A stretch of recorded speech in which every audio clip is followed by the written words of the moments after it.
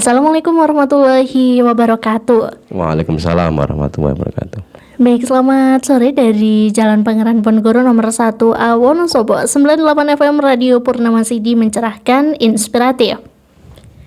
Selamat sore sahabat Purnama Sidi dimanapun Anda berada. Senang sekali jumpa kembali bersama Dea dan juga tentunya bersama dengan Cak Sun selaku Majelis Tarjih dan Tajdid Pimpinan Daerah Muhammadiyah Kabupaten Wonosobo.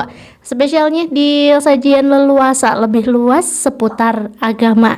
Ya, masih bareng dia dan juga bareng Cak Sun di setiap hari Jumat ya. Kami kembali hadir menemani Anda di pukul 4 sore sampai dengan selesai membahas mengenai kitab Himpunan Putusan Tarjih Muhammadiyah. Dan di samping dia sudah ada Cak Sun membersamai kita pada kesempatan kajian di sore hari ini. Assalamualaikum Cak Sun. Waalaikumsalam warahmatullahi wabarakatuh, Mbak Dea. Masya Allah, senang sekali kembali hadir di Radio Purnama Sidi ya Cak ya. Iya, ya. Alhamdulillah. Alhamdulillah. Apa kabar Cak hari ini? Alhamdulillah, insya Allah kita semua diberikan kesehatan Baik. oleh Allah Subhanahu Wa Taala. Alhamdulillah. Ya, baik, dan sahabat Purnama Sidi dimanapun Anda berada, seperti biasa kita akan bincang-bincang terkait dengan Himpunan Putusan Tarjih Muhammadiyah. Dan pada materi yang telah lalu kita sudah membahas mengenai Kitabul Janaiz. Ya, bagaimana sih tata cara tentang pemulasaraan jenazah, dan kita sudah sampai di bab bagaimana tata cara memandikan jenazah ya Cak Sun ya. Baik, kemarin sudah dibahas mulai dari mendahulukan bagian kanan ya Cak ya, dan kemudian juga mengulang-ulangnya 3 kali, 5 kali gitu ya. Yang penting ganjil gitu ya. Dan selain itu juga sahabat Purnama Sidi dimanapun Anda berada, kemarin sudah kita singgung ya, bagaimana sih cara penggunaan air ya. Ternyata tidak ada batasan seberapa banyak air yang digunakan untuk memandikan jenazah, dan boleh bagaimana sih, apakah harus air dingin atau air hangat? Kemarin juga sudah dijawab oleh Cak Sun ya. Oke, langsung aja kita kembalikan ke Cak Sun ya, langsung menyapa sahabat Purnama Sidi kembali. Bismillahirrahmanirrahim. Assalamualaikum warahmatullahi wabarakatuh. Waalaikumsalam warahmatullahi wabarakatuh. Innal hamdalillah la haula wala quwata illa billahil aliyil azim. Asyhadu an la ilaha illallah wa asyhadu anna Muhammadar Rasulullah. Allahumma shalli ala Muhammad wa ala ali Muhammad. Rabbi shrah li sadri wa yassir li amri wa hlul 'uqdatam min lisani yafqahu qawli. Sahabat Radio Purnama Sidi yang dirahmati Allah, warga Muhammadiyah, warga Wonosobo. Alhamdulillah sore ini kita bertemu kembali dalam kajian leluasa, lebih luas seputar agama. Dan insyaallah sore ini kita melanjutkan pembahasan minggu yang lalu tentang tata cara memandikan jenazah. Di pertemuan yang lalu ya, sedikit barangkali saya ulang, kita sudah membahas tentang teknis. Ya, teknis persiapan memandikan jenazah itu seperti apa? Tentunya air disiapkan ya, kemudian sabun, kalau ada daun bidara ya daun bidara. Baik. Kalau nggak ada ya dengan kapur barus ya, handuk ya, kalau ada hal-hal yang memungkinkan menggunakan sarung tangan ya pakai sarung tangan ya, dan lain-lainnya. Ini teknis ya.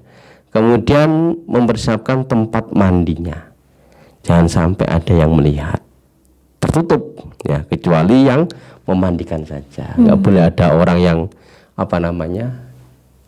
intip-intip ya orang memandikan jenazah.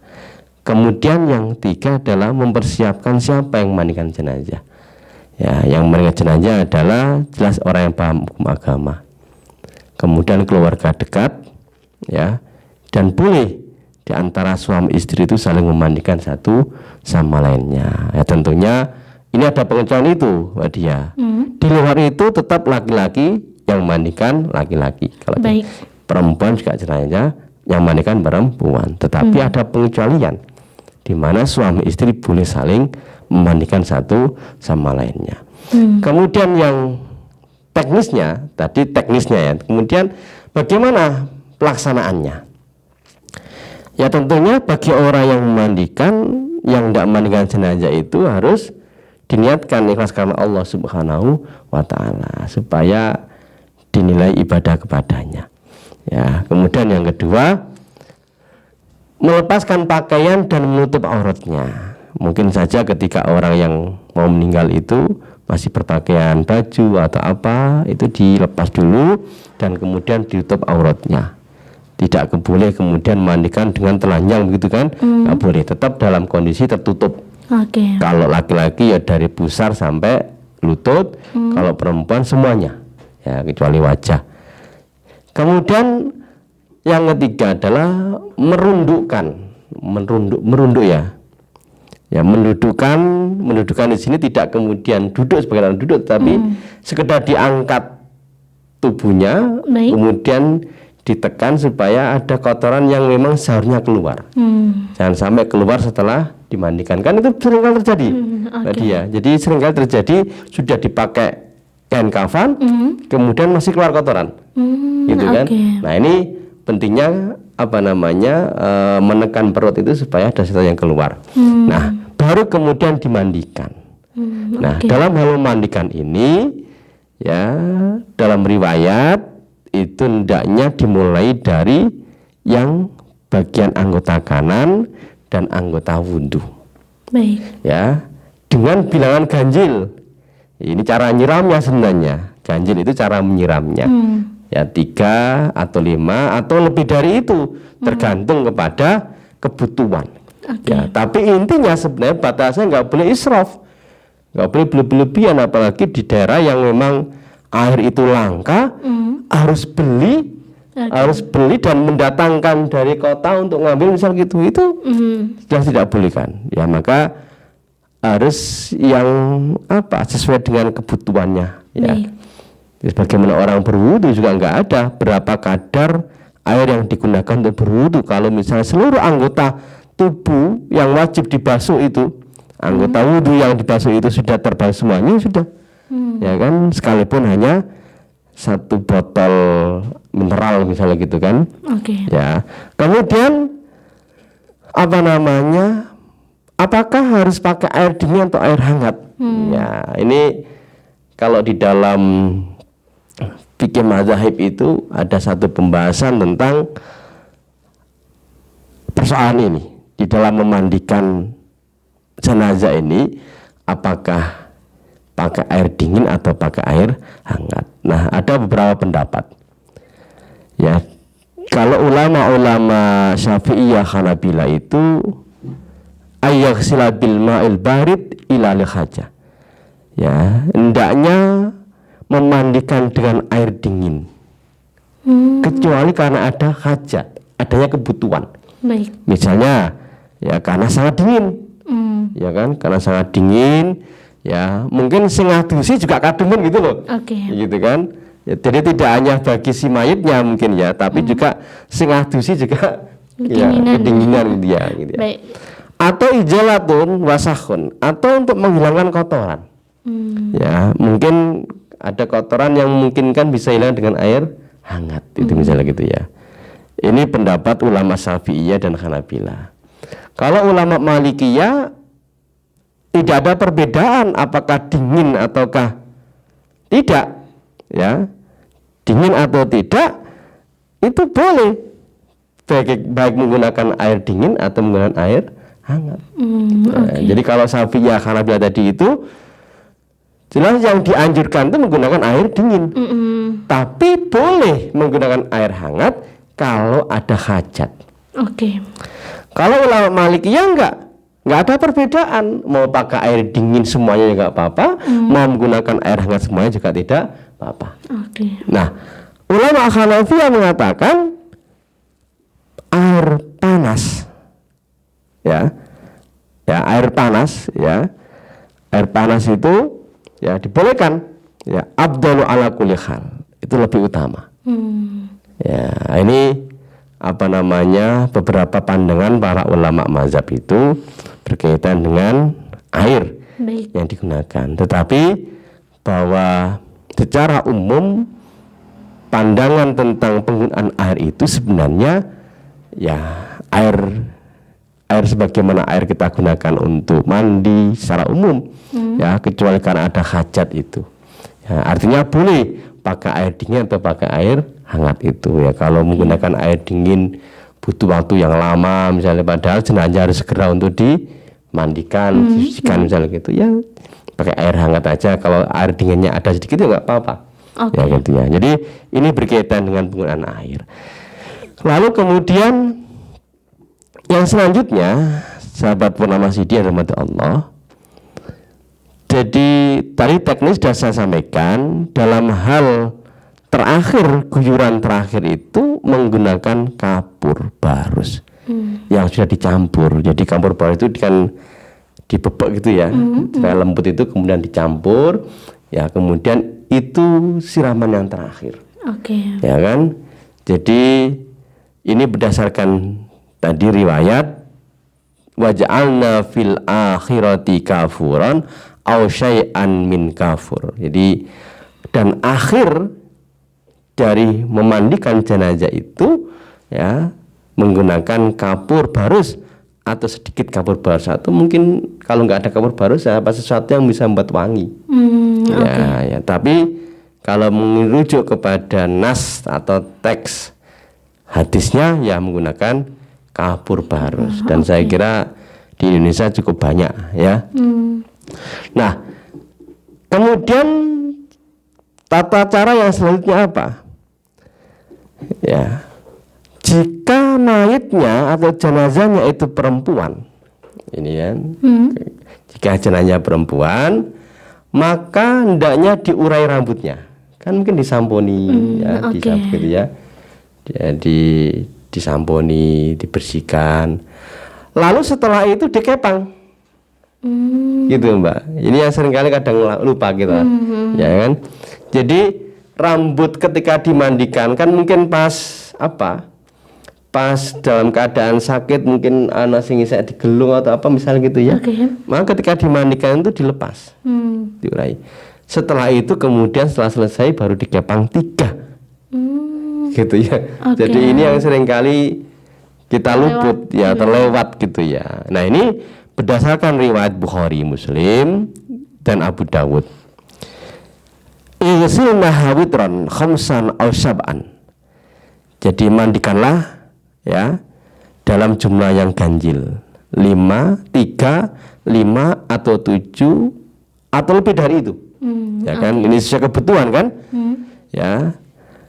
Fasafarna sya'ranha fasafarna sya'roha salah satu kurunin. Lalu kemudian apa? Jalin apa namanya? Ya diikat ya rambutnya dengan 3 jalinan.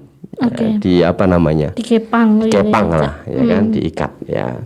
Ini juga berdasarkan satu riwayat hadis dari Ummi Atiyah annahunna ja'alna ra'sa ibnatin Nabi SAW salah satu kurunin, bahwa ia menjadikan rambut Nabi itu dengan 3 pintalan, ya, 3 apa sini Mbak dia? Kuciran ya. Qultu ya, qultu ini yang bicara nih Hafsah. Naqadannahu wa ja'alannahu salasa kurunin. Apakah mereka mengurai rambutnya dan memintanya menjadi 3 atau apa di apa namanya dilipat menjadi 3 tadi itu. Umin Atiyah menjawab na'am. Ya, jadi kalau jenazahnya perempuan maka jangan diurai dulu kan, kan dibersihkan rambutnya kan, jadi disamponi gitu misalnya begitu, kemudian setelah itu dipintal. Ini yang barangkali seringkali luput ya, luput dari orang yang memandikan itu. Nah, baru yang kemudian yang ketujuh adalah apa? Mengeringkan dengan handuk. Ya, mengeringkan dengan handuk, atau biasanya itu ya apa namanya? Ya handuk ya. Ya dengan handuk ya dikeringkan ya, supaya apa? Supaya jelas kering. Yang kedua, kain kafan yang akan digunakan tidak basah. Ya, jadi dikeringkan dengan handuk itu. Nah, tetap dalam keadaan tertutup, ya kan? Kan mungkin apa jariknya itu kan basah ya. Nah, mungkin ada 2 apa 3 handuk lah, yang kalau perempuan kan agak panjang ya, karena harus menutupi seluruh tubuhnya itu. Nah itu tetap dalam kondisi tertutup itu, tetapi handuknya supaya kering itu ya, diberikan handuk itu. Nah ini berdasarkan satu riwayat dari Aisyah bahwa Rasulullah SAW itu diselubungi, ya artinya ditutupi dengan kain Yaman, ya khullatin yamaniyatin, summa nuzi'at anhu, kemudian ditarik. Artinya di Nabi itu ketika wafat itu ya untuk mengeringkan itu ditutupi dengan kain Yaman, ya kan, untuk mengeringkan airnya itu, badannya itu. Kemudian riwayat yang lain dari hadis Hisham bin Urwah bahwa Nabi SAW diselubungi atau ditutup dengan kain khibaroh. Ya, jadi kain khibaroh itu apa nggak tahu saya. Jukifafi sumanuziat. Ya, kemudian kain khibaroh itu digunakan untuk mengeringkan tubuhnya. Ya, kemudian dilepaskan. Nah, ini beberapa teknis kaitannya dengan itu. Jadi apa tujuannya? Satu tadi supaya kain kafan itu tidak basah, ya gitu kan.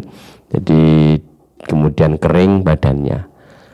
Kemudian yang ke-8 ini, ya. Dan ini yang saya kira penting. Kenapa di awal tadi saya katakan hendaknya orang yang memandikan jenazah itu orang yang paham hukum agama. Ya minimal orang yang ngerti agama lah.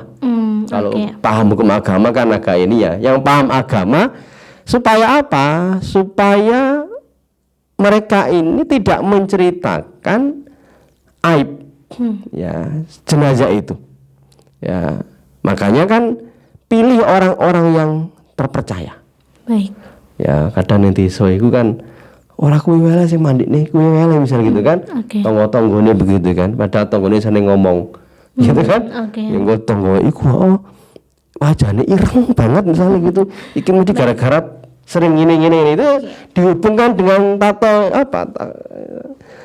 tahayul ya. Ya dihubung-hubungkan dengan kayak gitu. Padahal itu mungkin karena faktor penyakit ya. Baik. Ya kan, sehingga kemudian menjadi hitam itu. Jadi hendaknya orang yang terpercaya, orang yang memandikan itu soleh dan amanah. Ini penting. Kenapa? Karena ketika dia memandikan itu berarti kan dia akan melihat minimal wajah. Baik. Ya kan? Wajah atau kakinya. Ya, atau bahkan misalnya kok metu darah terus misalnya gitu. Ini kan mungkin ada penyakit yang memang menyebabkan keluar darahnya begitu. Tapi orang itu kan kadang dikait-kaitkan dengan apa misalnya gitu kan. Ya, jadi ini supaya mereka itu bisa menyembunyikan aib, bisa menyembunyikan kecacatan jenazah ini. Ya, sehingga dapat merahasiakan, menyembunyikan itu. Makanya orang yang memandikan itu betul-betul satu orang yang terpercaya. Ya kan, terpercaya. Makanya kan harus saudara, keluarga dekat itu kan, keluarga dekat, ya, suami istri, ya kan, atau orang yang ditunjuk oleh si mayit ini, ya mungkin temannya, ya teman akrabnya yang menyimpan rahasianya, kemudian dia maksud supaya nanti yang memandikan adalah dia misalnya begitu. Jadi ini penting sekali yang memandikan ini supaya orang-orang yang terpercaya, orang-orang soleh, orang-orang amanah. Agar apa? Agar ketika ia mendapati sesuatu di jenazah itu, di mayit itu, dia tidak menceritakan. Baik. Dia mampu menyimpan, menyembunyikan rahasia yang ada dalam diri mayit itu. Maka Nabi mengatakan, liyaghsila mautakum al-ma'mununa.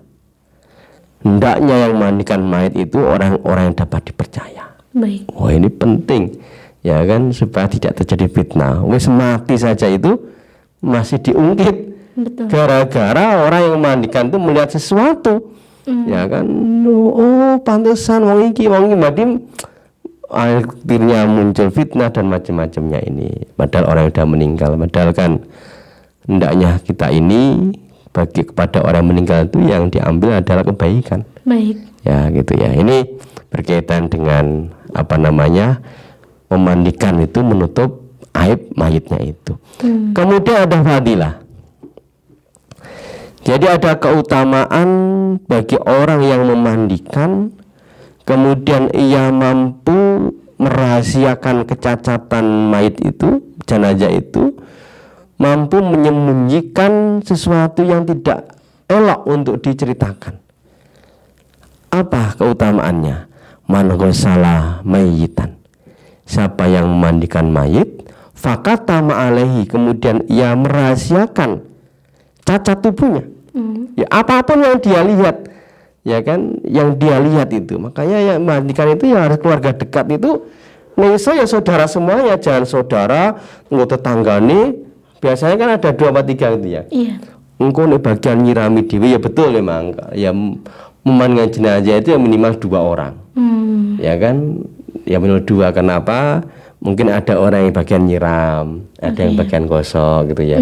Tapi tidak ada ketentuannya berapa gitu ya. Baik. Kalau 1 orang cukup ya dia nyiram dulu kemudian digosok. Ya memang agak lama ya. Ya. Tapi kalau jenazahnya biasa ya adus misalnya gitu kan. Ada orang yang tiba-tiba mati mendadak. Ya, dia orang soleh kan nggak perlu kemudian butuh air banyak, dia biasa mandi, biasa bersuci, kita kira gitu ya. Baik. Jadi apa keutamaan orang yang memandikan jenazah, kemudian ia mampu menyembunyikan cacat, aib, merahasiakan jenazah itu, ghafarallahu lahu arba'ina marrah, maka Allah memberikan ampunan baginya 40 kali.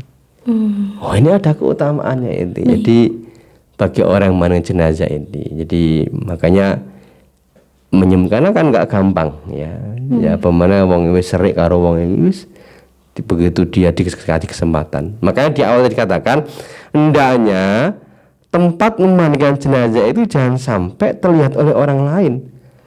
Kan di desa itu kadang mereka melihat ya nyekeli kainnya kan, nyekeli kain itu nggak boleh.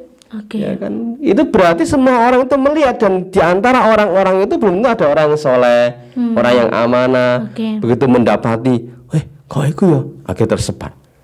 Ya, jadi dipastikan tempat memandikan itu adalah tidak bisa dilihat oleh orang lain. Makanya kalau misalnya kamar mandinya luas, ya di kamar mandinya sendiri. Itu lebih aman. Nah, kira-kira gitu. Nah, dia berkaitan dengan teknis dan tata cara memandikan jenazah itu. Oke, baik. Masya Allah, ini luar biasa Cak Sun ya, yang kadang masih sering luput ya Cak ya. Kalau di desa itu kan memandikannya bilang di samping rumah gitu Cak. Ya, dan hanya ditutup kain gitu ya.